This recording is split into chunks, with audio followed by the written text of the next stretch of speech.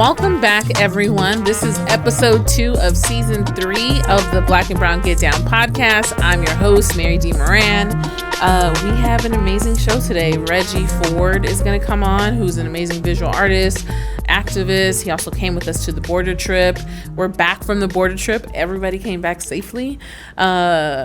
And I know that was everyone's concern. Like, you sure y'all gotta go? You sure it's gonna be okay? Yes, it's okay. We are protected. And so we went. We were out there for 3 days. Had an amazing time. I guess 4 days. Had an amazing time and really had a very deep and transformational kind of experience. Met with I'm going to shout out some of our partners for the next segment, but met with some Haitian folks and heard some stories. We're able to kind of visit some shelters and really just did the work of building.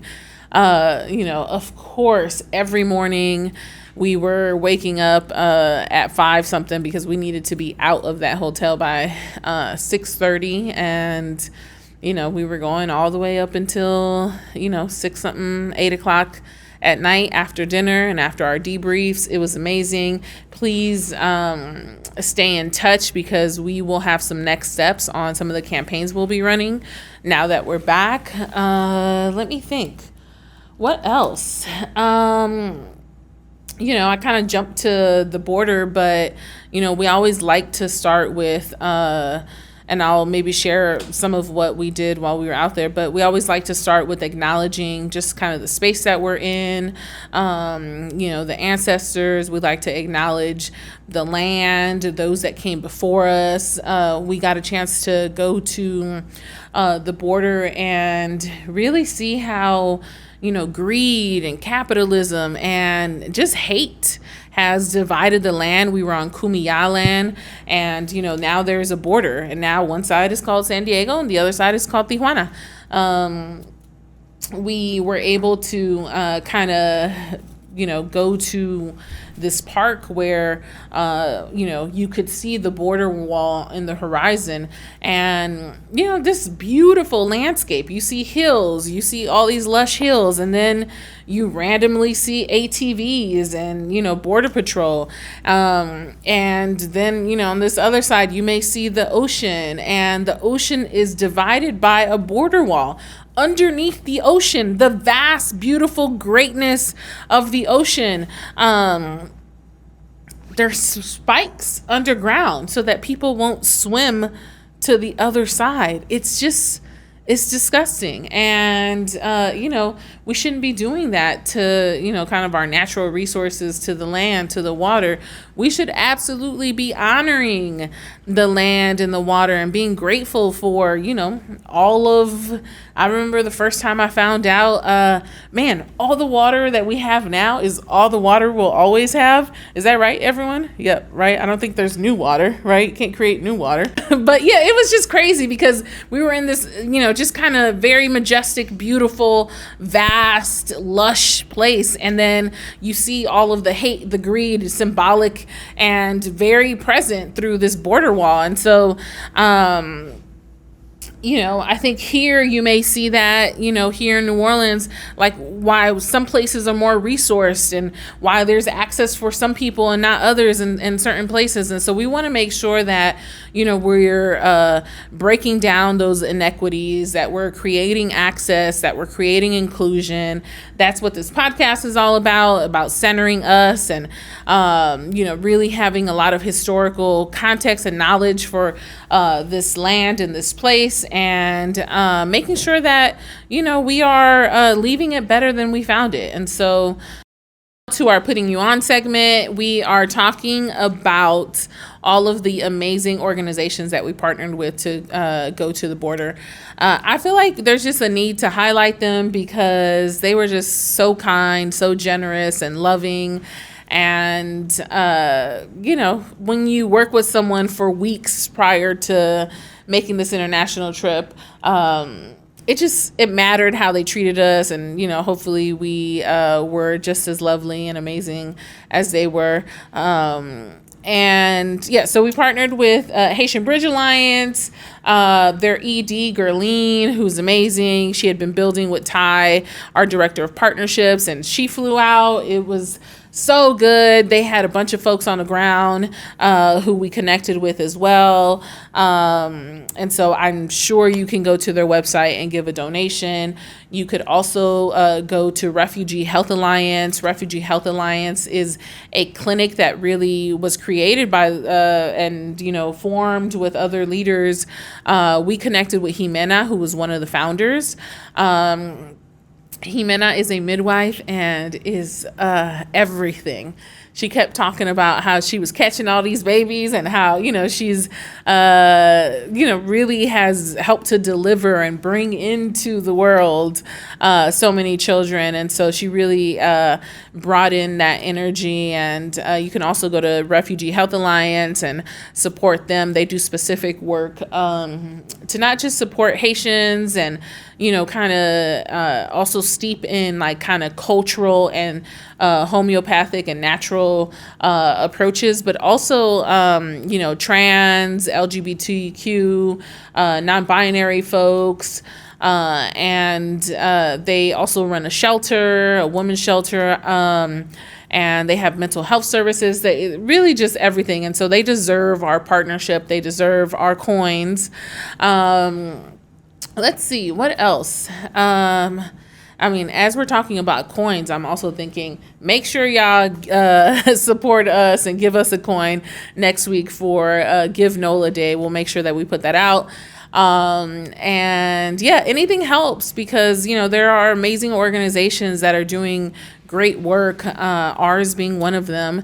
And look, shameless plug, but support us and be in community with us. And if you can't come to meetings and if you can't be involved in, campaigns, this is definitely a way that you can connect with us. Who else do I want to put you on to? Who else? Definitely not the hotel we stayed at. The other organization that we worked with was Border Angels. Border Angels, you can definitely go to their website and support them. And they have a lot of cool merch. Border Angels is essentially an organization that supports folks who are seeking asylum, who one of the big kind of programs that they have is they take folks, and so you could go yourself if you wanted to, if you're ever in San Diego, and go to through sort of the desert, and they do water and food supply drops. And so imagine we sort of walked through this desert, and everyone had these gallons that we were taking, and as we were walking, in all of these miles, we also encountered tuna cans that were already open, water that had been open, people who had changed their socks, changed their clothes. And so they provide all of that as people are sort of walking from Mexico to California in the dark, trying to make sure that they're not getting caught by La Migra or, ICE, Border Patrol, and make sure that they're getting to safety. And so a lot of people, as they're making that journey, are dying from dehydration. And so these folks in this organization provides water, the most basic thing, water, so that people can make it across. I bought a couple of shirts. I know people bought hats. Beautiful organization. Anna, who was our leader, salute to you. Thank you for being lovely.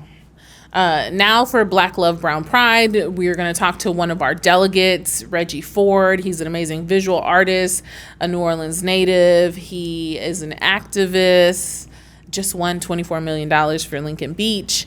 And he also came on this delegation. So we'll talk to him in just a second. Cool. Well, we're back with our Black Love Brown Pride segment. We have Reggie.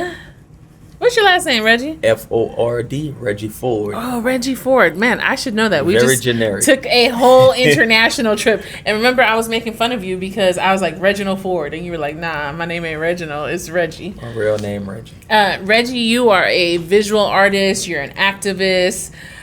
You are a Renaissance man. You do all the things with your hands. Yeah, so welcome to the show. I love it. This is beautiful. It's good, huh? Yeah, It's like hella cute, yeah. And so, we always love to start with the question of when's the first time you remember having community and that you were a part of a community growing up?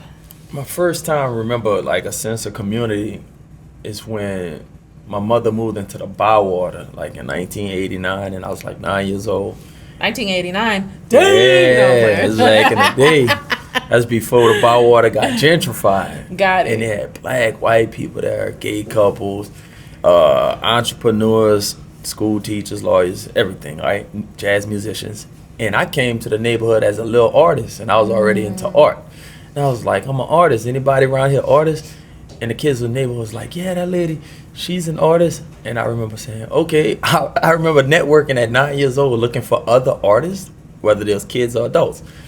And I remember knocking on the lady door, and she talked to me about her art and everything. She was a black woman? She was a white lady, okay. And she was an artist. And, I remember seeing her artwork. And the weird thing is, now that I think about it, I think I met her later on in life, and she was a work partner with me. Yeah, but this was like 25 years later or something. A lot.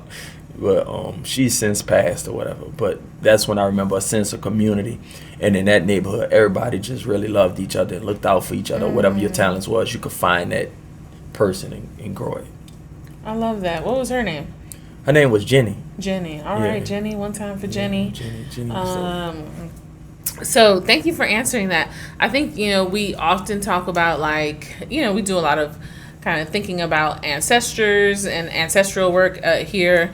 And so whose spirit do you feel like when people, because when I see you, I'm just like, somebody is working with and through him, because, you go sunrise and even before sunrise to, late at night. And so whose spirit do you bring to the work? I think is ancestral spirits. I have hardworking parents and stuff or whatever, but I just was born with a warrior spirit. Since day one. I always knew who I was and my purpose and stuff, and I always been a protector and a fighter. I love that. So I was just born with some ancestral African god or something in me. Yeah. It's in there, huh? It's definitely in there. Yeah. I know, because we'll talk about that later, but we just got back from, you were part of our border delegation, and you definitely took care of people on the trip, and so thank you. Hey, my pleasure. You talked about being a young person, like you were 9. You said you knocked on Jenny's door, but even before then, you said you already knew you were an artist, and so when did you know you were an artist? It was 3rd grade. Everybody was drawing Michael Jordan tennis shoes and stuff, and we didn't have that much money growing up. So I used to draw the shoes that I wanted, and I drew the shoes, and then I made another drawing like Fred Flintstones or something like that, and I showed the adults that was sitting on the front porch, because everybody used to sit on the front porch, eat crawfish, drink beer, and I'm showing them my drawings, and it was like, this is really good. I was like, for real? It was like, yes. And I was like, okay, I'm good at drawing, and I feel good drawing. I think I want to do this for the rest of my life. Wow. And I was like 8 or something. Wow. And I was like, okay, I know this is what I want to do. That's amazing. We recently talked about, I think you were telling me a story of how like the first time you were in a competition, you were at the CAC. Yes. And something like that. What was that story? Yes. It was the first time I used acrylic paint. So tell us about your art. What kind of art do you do? My artwork is like very vibrant, bright colors, bold colors. People always tell me to remind them of like Caribbean styles of painting. But basically I do abstract drawing with the subject matter either being architectural, historical New Orleans homes, or jazz musicians. Like almost like impressionistic way of doing jazz musicians, not really like photorealism and stuff. Yeah, because most people right now probably know you from Lincoln Beach stuff, but in real life, you're a whole artist. In real life, I'm a professional artist. Yeah. And I started in like 1988 or something. Yeah, and if you go into anybody's home, you're probably going to see your art on the wall. My artwork is all over the world. I have well over 500,000 pieces out there. Yeah. So... yeah, most people know you now because of Lincoln Beach. Right. How did you get involved in the Lincoln Beach project? I may have been watching TV or looking on Instagram. I remember just seeing a news report. This was during the pandemic. That's when I found out that I could go out there and work on Lincoln Beach. But when I found out about Lincoln Beach, this was in 1991. Okay. And a guy said he needed sand to level off his swimming pool in his backyard in the night ward. And I said, where you gonna get the sand from? He said, I'm gonna get it from a beach. I said, oh, we have beaches? He says, a closed down beach, but I'm going to get the sand. We're gonna fill up 5-gallon buckets. Will you come with me? He's a crackhead.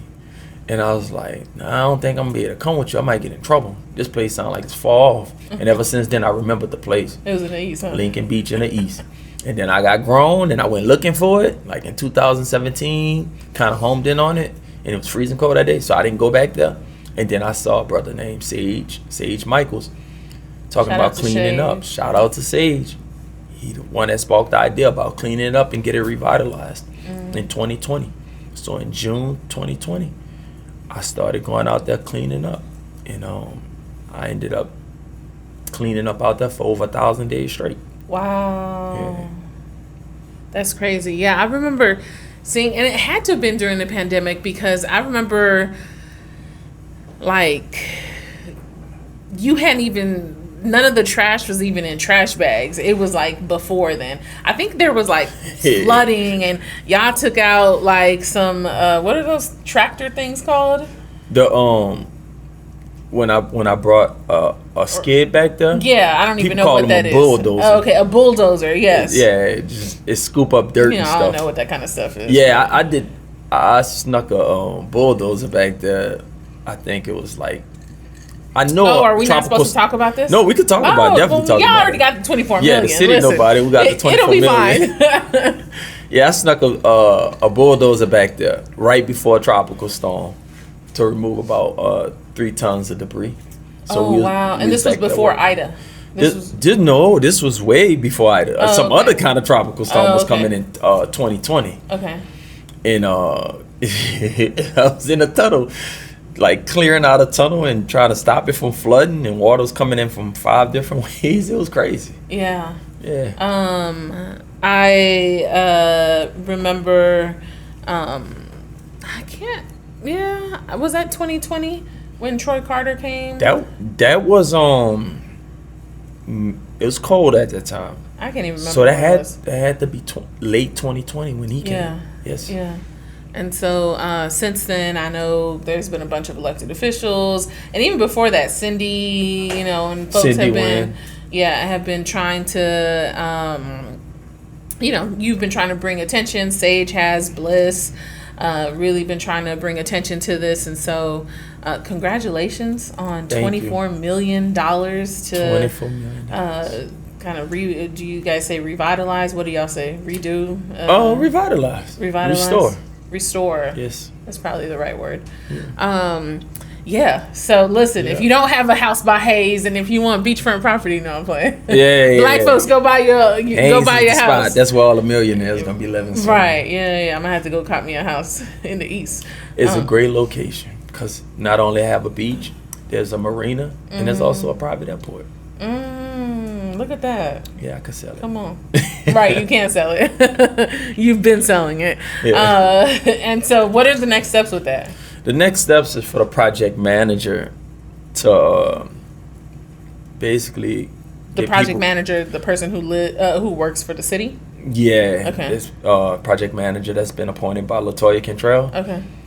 She's going to be the person that find the design people and pay the contractors and stuff. The people. And will community be a part of that process? The community, there's a committee. Matter of fact, they just had a meeting. There's a committee that Bliss is over, the president of New Orleans for Lincoln Beach, where they go over different ideas, how the how the community should benefit from Lincoln Beach. Okay, cool. Yeah. Why is Lincoln Beach so important for Black folks? And I know there's like a ton of brown folks who also be out there. I think it's important for Black folks because they deserve like green space, and they deserve their tax dollars Look, you Black too. to go back into their neighborhood. Yeah. And I saw my neighborhood in the Ninth Ward get gentrified, and we got a $33 million park without even begging for it. Right? They developed the entire park that stretches from the French Quarters almost to the Industrial Canal, which is about Crescent Park, almost 2 miles long. Yeah. So they got a $33 million park without even begging for it. Yeah. So I was like, let me go out in New Orleans East and try and get something developed out there for the Black neighborhood before it's gentrified, or while they're still living in their home, so they could benefit from all these new things with their own tax dollars. Yeah. What's your new project? Seems like you've moved on from Lincoln Beach. What's the new thing you're working on? The new thing, well, I just wanted to make sure Lincoln Beach was properly funded and let them figure out what they're gonna do with that. Give you a second. You're resting right now. Yeah. Well, yeah. I went from renovating my historical home to Lincoln Beach project, and now my next thing is just selling my home in a bywater, buying property, consolidating my family property under my name, buy from all the heirs, buy out everybody, and just build a warehouse and start developing and making products with barcodes on it, so I could be getting paid in my sleep. Hello, passive income. Passive income. We just got back a few days ago from being in San Diego and Tijuana. Thank you for coming. Thank you for inviting me. It was such an amazing and transformative experience. I feel like the people just need to hear from you directly. Like, how was it? It was amazing. Imagine all these brown and Black people together on a trip, and everybody has special like superpowers. Some people was very good at speaking poetically. Some people help with the navigation. Some people very loving, led prayers and stuff. It was amazing just to network with people at the border and understand their experiences and connect our shared experiences as melanated people. Hello. So it was amazing. What was like the most shocking thing that you like, man, I did not know this was happening? The shocking thing was the amount of countries that migrants have to travel through just to get to Tijuana. Yeah. And another shocking thing was the app that they had to register for asylum. The U.S. has created an app and an application process for people who are seeking asylum. You have to. It's very, very difficult. I mean, and they told us all about, how difficult the process is. Everything from because, folks are like dark skinned, it won't register their picture, it won't recognize their features, to if it's you and your child, you're trying to register yourself, you're trying to register your child, you're essentially trying to get an appointment so that somebody can hear your story, so that someone can say, yes, you can come to the United States and seek asylum. Yeah, so they'll travel months through all these countries in this terrible stretch of jungle that they got to go through in the Panama jungle.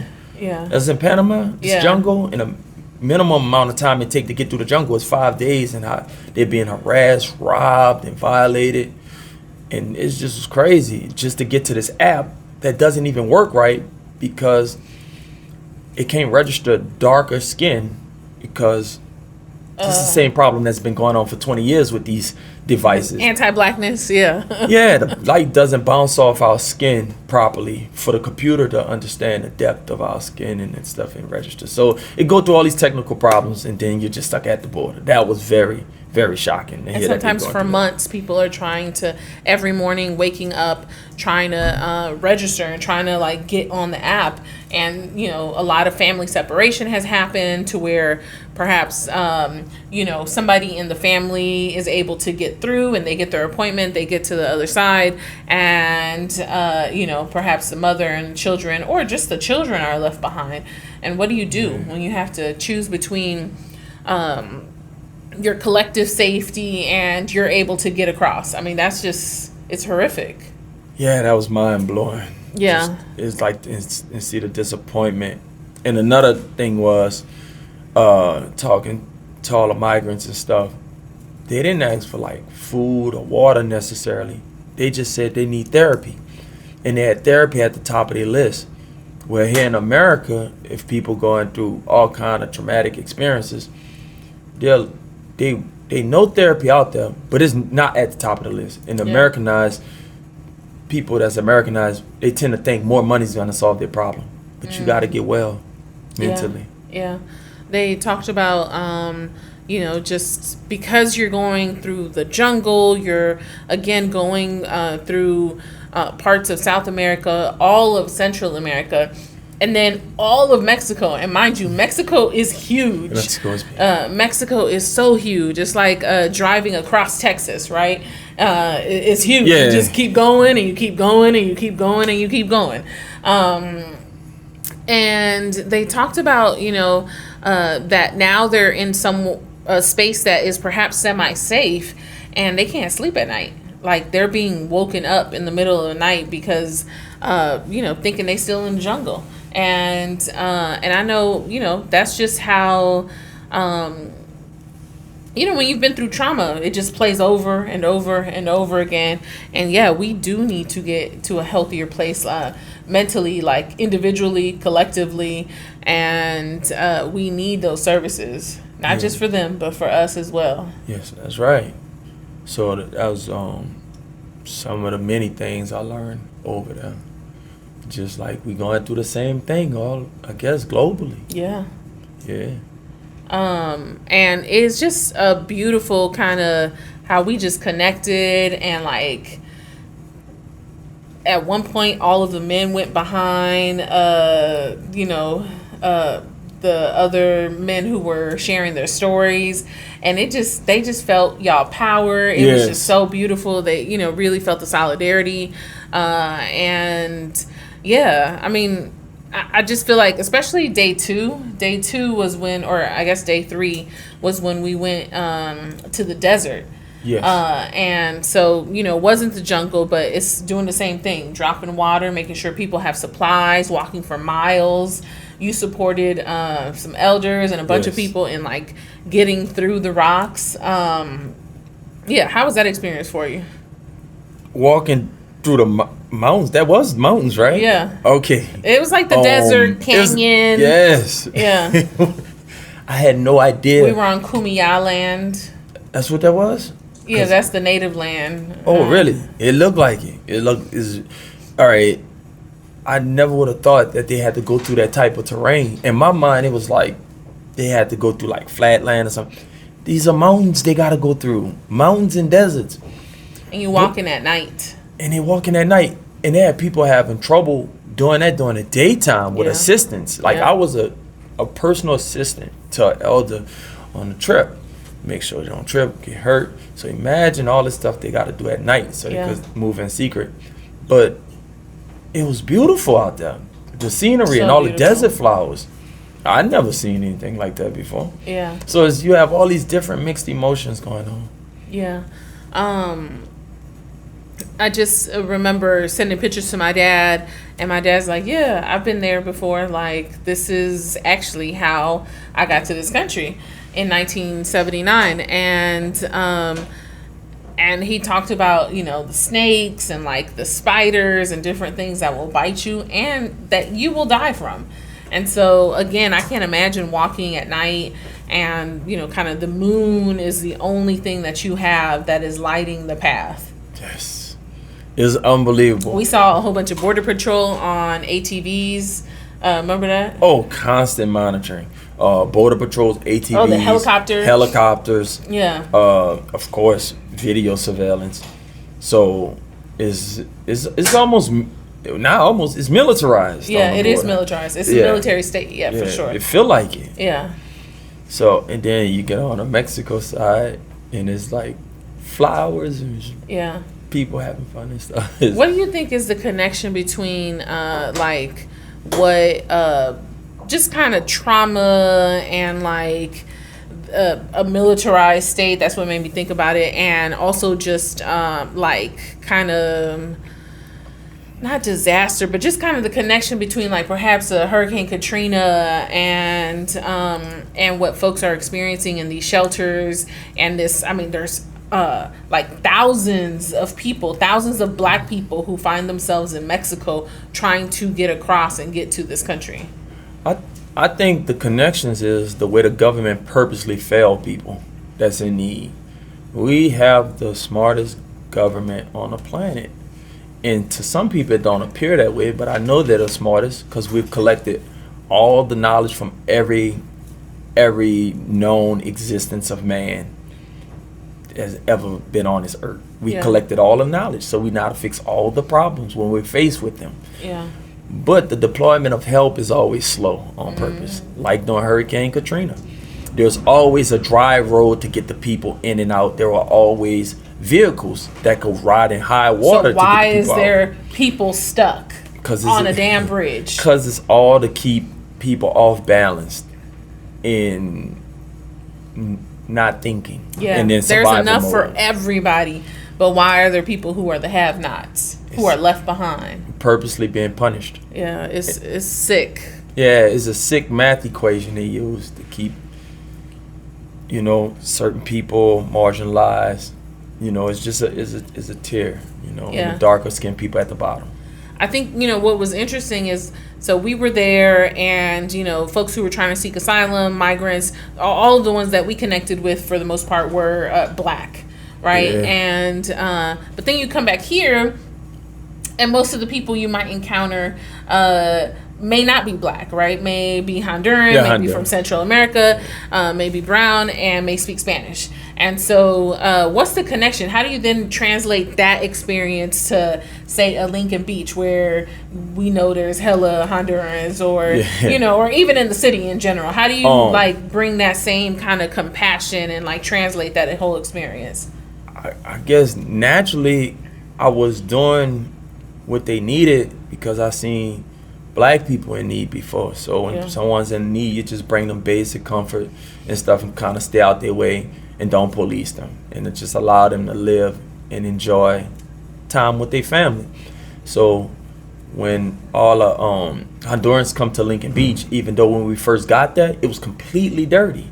Like, it was dirty. Their families was on, like, what I would describe as a landfill, right? Yeah. But instead of being critical of them for allowing their families to be on landfills, I just cleaned up around them as if I was their servant for years. Cleaning up. And after about a year and a half, they start pitching in. And then now, almost 3 years in, they keep it clean without me even communicating with them or nothing. They get it. Everybody work together. And then it was a language barrier too, so we got somebody to translate. So you're saying year one, it was like they were just kind of watching you clean up and they were in this landfill, but now 3 years later. Yeah, they're pitching in, helping cleaning up, and even when they see us clean up, even though we don't speak the same language, they kind of know that we're trying to make sure it's keep it clean for their family and friends to have a cool place to hang out at. And they'll also give us like $5, $10 for trash bags and stuff too. Yeah. And which is dope because, we got to do this work together. And the language issue, it's like we work a lot around language access and language justice and just thinking about, especially, kind of in the school system and in, just kind of any translation that needs to happen, whether at City Hall, whether at any board meetings that are supposed to be public, you're supposed to have translation because everyone needs to be able to understand to access all the information to make sure we're all on the same page. It's very important. Soon as we had a guy that was bilingual who sets up a fruit stand out there, he spoke to them, he translated our message, and the next weekend it was like night and day, and it was helping us. So it's truly that they didn't understand. They just didn't understand. And once they understood what our goal was and what we was trying to provide for them, they helped us out. And now it all works together. And how do you see Black and brown folks on the beach? Like, do they interact or people just kind of stay to themselves but just kind of be in the same community together? Okay, this how it goes. The Hondurans, it's like 90% Hondurans on the weekends. Out there? Yeah, it's a big party, hundreds. Not hundreds. It's their oasis. It's hundreds of them out there. It's like unbelievable. Family We day are at the tropical park. people. Yes. We need to be by the water. Yes. So this is what we would do. During the pandemic, they had everybody coming out there. The black folks, they didn't have to go to work, so they was out there too more. But not, so they'll hang around the Hondurans, they didn't care. But I noticed like when the white people come there, they'll go to the other beach. Yeah. And they'll go away. So we start doing things to make sure everybody intermingle. Yeah. We like, you're not gonna come over here and be segregated again. Yeah. Just be around each other. Yeah. Separate but equal. Yeah, We'll greet everybody. Be a community. That's right. Back to the border real quick. What's the responsibility now that we have this information, right? We've had this experience. What's our responsibility coming back to New Orleans and coming back to the States? And what's our responsibility as people who are Americans, have a blue passport, and just know what is happening out there? I think we should always communicate the message to all our family members, our friends, and most importantly, not only tell the stories, but we should tell our family and friends how to make it better for them by contacting our politicians. Because they're the ones that's over all the legal paperwork they got to fill out, or the app that they're using that's not working right. We just got to echo the message. Like, they need therapists and they need the app to work better. Yeah. And when we vote, we got to vote in people and things that'll help them get over. And not just the app to be better, but how about, like, let's just not have an app? How about let's just, like, have a different process that isn't online? Like, the people can, it's enough space for all of us. It's enough space for all of us. Yeah, it's enough space for That's all of for us. sure. I mean, besides me, of course, who was your favorite person on the, like, new person that you met on the trip? My favorite. I said besides me. I know, that's what I said. Of course, you were my favorite person. Mr. Ernest. Mr. Ernest, yes. Mr. Ernest Johnson. Shout out to Ubuntu Village. Yeah. But most of the people I like met already. And Pal is cool too. Pal's cool, yeah. He know how to dress real good. Yeah. Yeah, he was out in the desert still styling, huh? Yeah, he was fresh. Yeah, it was so beautiful. I really felt like people just took care of each other. I think it was like yesterday or something. I was like crying, just overwhelmed, because I was just like, man, like, some people don't have access to like just a beautiful community like that. Like, everybody was truly just taking care of each other and truly just like looking out for each other. And I mean, that's the power of coming together and having a great experience, and, you know, now saying, okay, cool, we're committed to coming back and like running a campaign together, and, you know, making sure that we do something with the information and we put it out there. For instance, this podcast, right? Yes. Because we just need to show up for each other. And I feel like everyone on the trip really showed up, and they showed up for each other. So I'm grateful. Yeah, I'm grateful too. It was definitely it was one of my bucket list trips to get to Tijuana. Right, you said you wanted to get to Tijuana, huh? Yeah, fuck it. I lost track of the years, over 10 years. Yeah. Why did you want to go so bad? Because I'm always want to be wherever people getting bullied to try and help them, you know. And especially when I was hearing Haitians after the earthquake had to go to Mexico, and the Haitians that was kicked out of Dominican Republic ended up in Tijuana also. Yeah. But I didn't know Africans was using that route to get into the country too. So there's just a lot of people. Yeah, we have been trying to do this trip for years and years and years, and it just didn't happen. And then the pandemic started, and it was like, okay, we can't do it. And then we thought we'd take elected officials. All of them were like, no, we ain't really fooling with you. Like, why should we care about stuff out there when we got stuff here? And I think we can care about all the things, right? I think we can care about all the things. Right. That's right. And so we had courageous leaders who stepped up for the community and represented the community rather than the politicians, because politicians were, care about what they care about.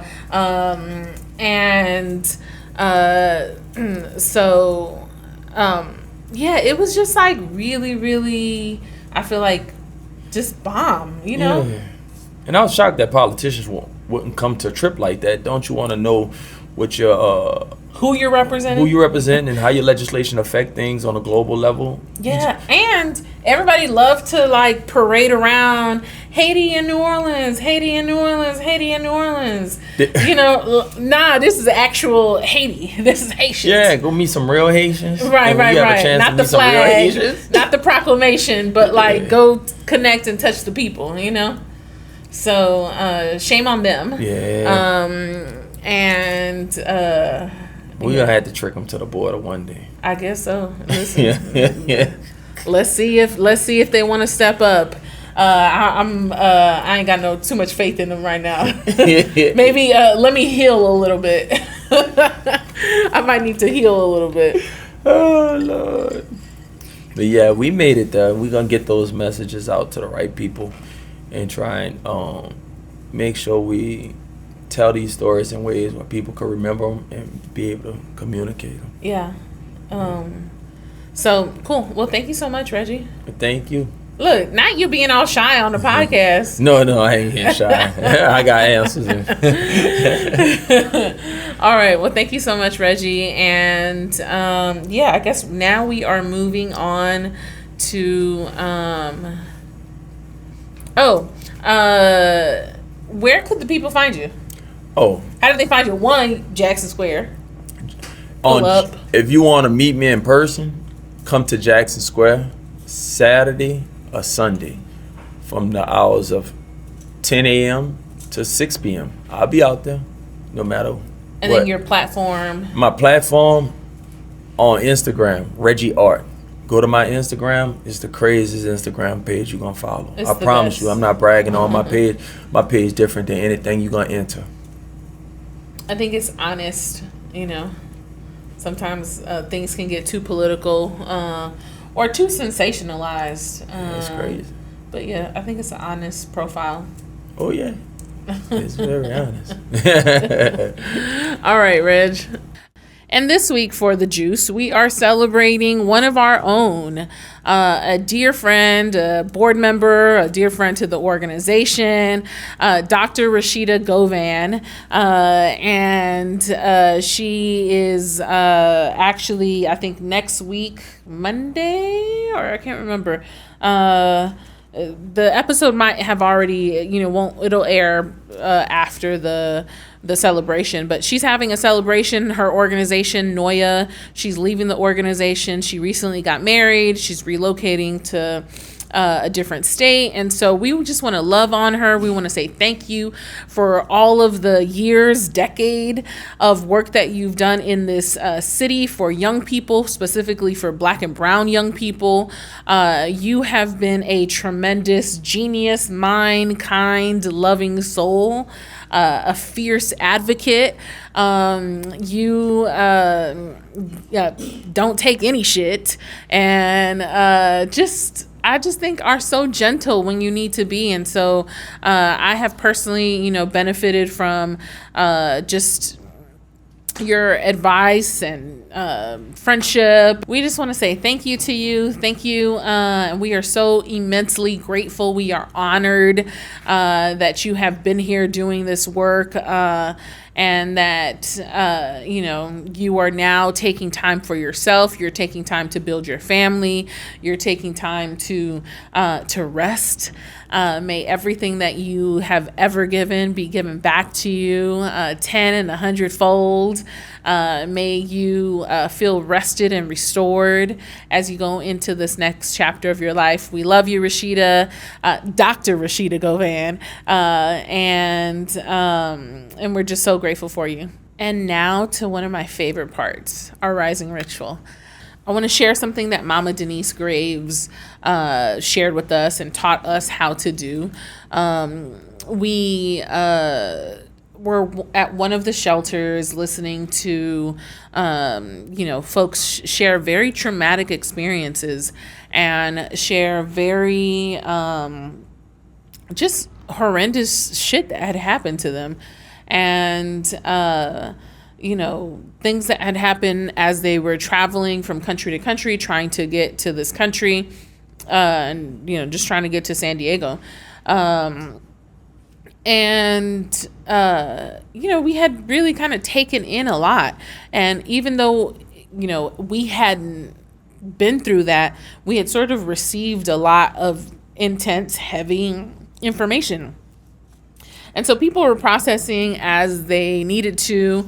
But after that, we were able to go by the water. We were able to go by the ocean. And she just kind of led us through a meditation. And in this meditation, she was like, you can, salt water and using just kind of water as a place to, cleanse and as a place to let go of the heavy. And so I would just want to share that as I think all educators and folks who do very intense work day to day, go buy some water, go by the river. Go by the lake and just sit in front of the water and allow the healing power of the water. You don't have to do anything. You don't have to say anything. You can say a prayer if you want. You can meditate if you want, but you can also just sit there and, you'll see that, you'll start to feel a lot, more grounded. You'll start to release some of what you have, been throughout the day, everything from if you've gotten into, an argument, or if, you went to sewage and water board and they was playing with your money and your account, release it, breathe,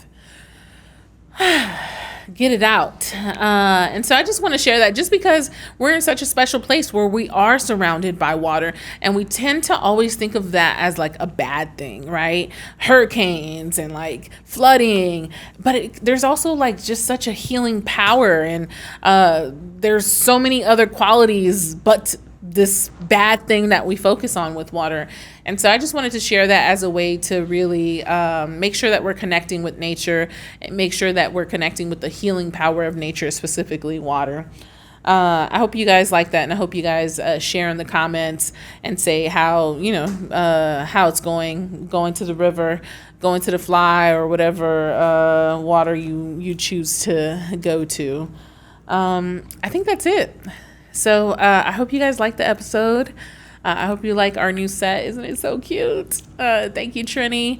Let me see. What else? Yeah, please like, share, subscribe, comment, write a review, give us 5 stars, do all the things.